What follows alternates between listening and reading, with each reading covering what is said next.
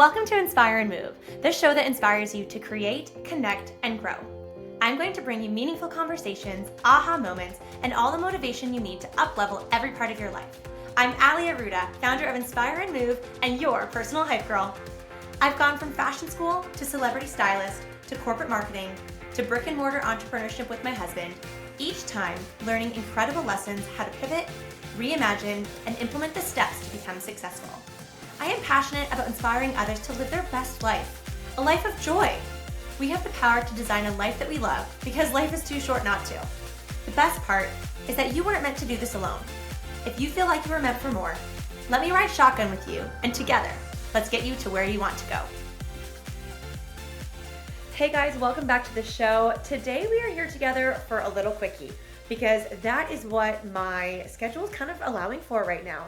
We have had a lot of really big shifts in our lives and our schedule recently. And that is kind of what I'm really leaning into. And that's what I want to talk about today is really living in momentum. And that is exactly where I'm coming from right now, is that beautiful season and emotion and energy of momentum. Now, don't get me wrong. Sometimes momentum also comes with peaks and valleys and twists and turns and different emotions. But I think that also is a really powerful opportunity to dig deep and channel the mindset work that many of us, work so hard on, and really trying to figure out how we can extract growth from challenges and situations. And, life, business, always full of so many lessons. But when you have all of that kind of compounded with momentum, I think it is providing even more opportunity for growth. And Matt and I are in a season of momentum right now, even myself. And I'm going to be really honest with you guys, about 2 weeks ago, I had this day that I was like, I think I'm having a bit of an identity shift. I don't know what I'm supposed to focus on right now. I sort of laid out my goals for 2024 in a very specific way. What that kind of looks like for Ali Aruda as, co-founder, co-owner of Benchmark Fitness, but also Ali Aruda as the face and personal brand of Inspire and Move, and what I wanted that to look like for the year with the podcast, with my events, with, collaboration opportunities. I kind of wanted to even start working on writing my book this year. I had a big goals and plans for Inspire and Move. And the cool thing about big goals and plans is sometimes they change. And I was having this conversation via voice note with a girlfriend who is also a bit of a mentor of mine. And I just appreciate everything that she has to say. And she sent me this voice note back in our little quick dialogue and really, really helped me with the reframe. It was something that I listened to. I listened to the voice note, one of those voice notes that you want to keep and save it. And I listened to it a few times, even that next day. And it took me about 2 days that I really was able to extract the growth from her voice note and pivot with it, like in my own mindset. And that's why I love talking to you guys about this, where I'm taking things from my own life and happening and being able to share it with you here on the podcast.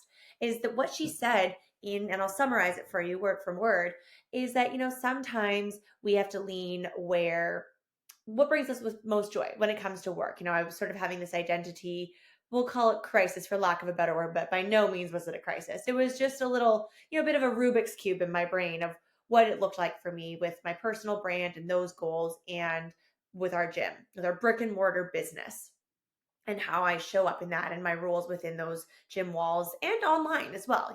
How you want to build your brand, whether it be in that physical space like we have, but also what that looks like for the online presence. And it was a bit of a Rubik's Cube in my brain, and was feeling kind of confused as to where I should put my time and energy.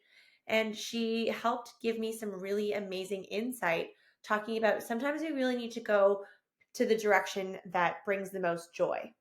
But sometimes we also need to go in the direction that brings in the most revenue. And I think that can be something that many of us can reflect on. And maybe that's something that you can identify with in your own life right now, whether it be a brick and mortar business, whether it be an online business, coaching, service based. the list goes on and on. I hope that, there's many of you listening right now that are entrepreneurs, that you have businesses. So this is something that could be really impactful for you. But the way she said it just really sunk in for me. And it was something that I could sit with and put into practice and put into action in about 2 days. And you know what happened after that? I had a whole new spark. I had a whole new spark because I just rearranged my expectations and my goals and what I wanted my days to look like. And unfortunately, right now, our days start really early. That's also the business we're in. We own a 24/7 gym.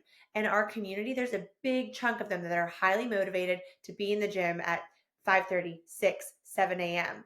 And the energy really comes alive around 8:30 and 9 a.m. And I love that.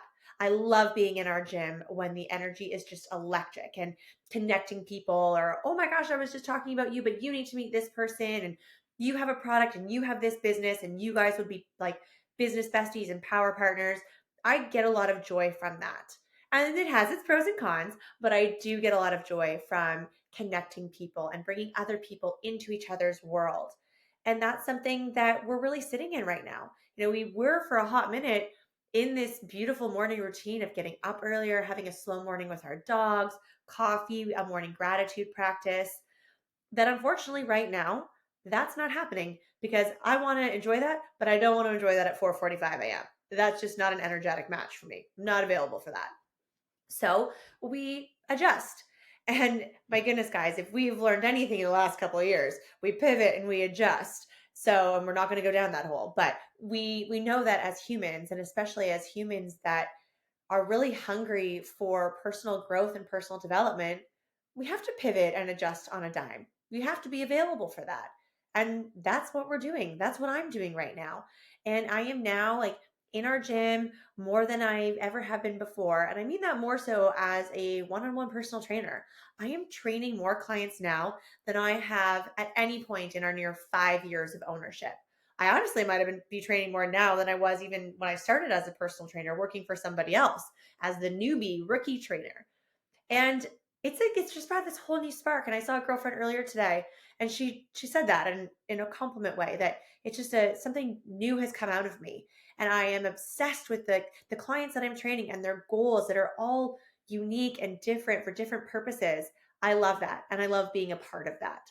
And I think the sooner that we can adjust our own expectations when needed, and I talked about this not too long ago about the week that when Matt and I were in Arizona for a week with our retreat, with a lot of events, with a full podcasting day, attending events, hosting events. I knew that week was going to be busy, but it was going to be full of the most incredible opportunities and connections and people. And was I going to be tired? Yeah, I knew that. So I was able to prepare accordingly, just mentally, but also when I'm there, fueling my body with good food and taking my supplements, still prioritizing sleep and water, things that I do at home in my routine. But how can I also implement that in a week that is going to take a little bit more out of me?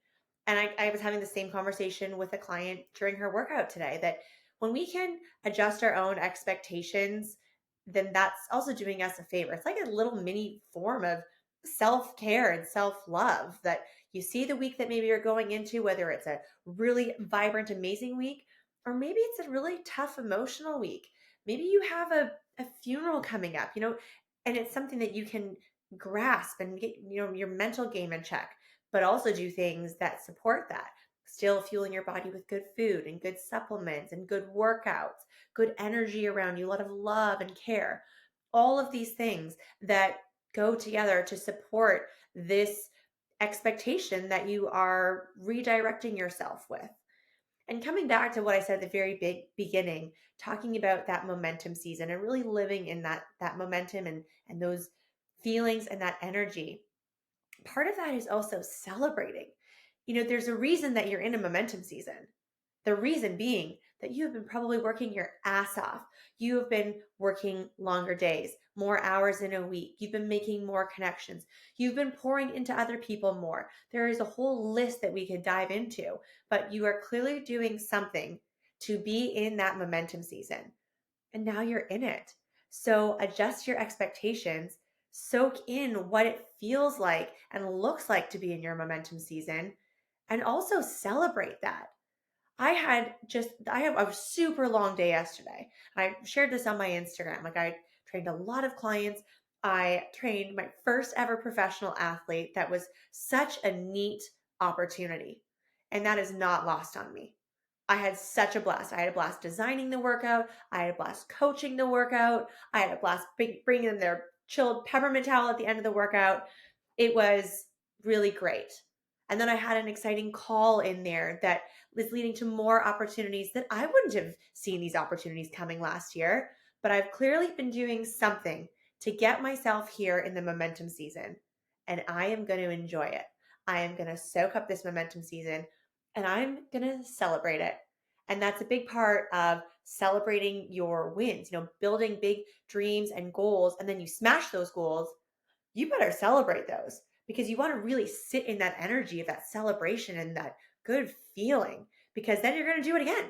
You're going to set more goals, more dreams. You're going to be in another momentum season, and then you're going to celebrate it again.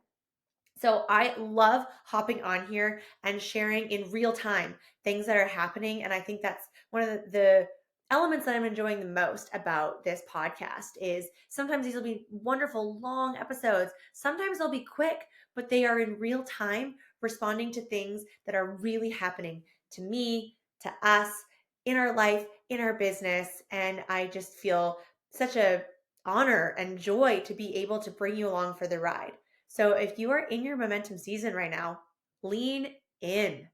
Lean in, be present, be connected to that momentum season, and don't forget to add on that celebration. And hey, if you want to share what momentum season looks like for you, I would love to hear from you. So either, maybe share this episode in your stories and let me know what you're up to. Slide into my DMs. I would love to hear what you're doing, what your momentum season looks like, and I would love to celebrate you and cheer you on. So thank you always so much for being here, for listening, for being a part of this community. And until next time, we'll chat soon. Thank you so much for listening. If you loved this episode, it would mean the world to me if you took 30 seconds and shared this on social media, send it to a friend, or leave a 5-star review. There is power in community, and I am so grateful to have you part of mine.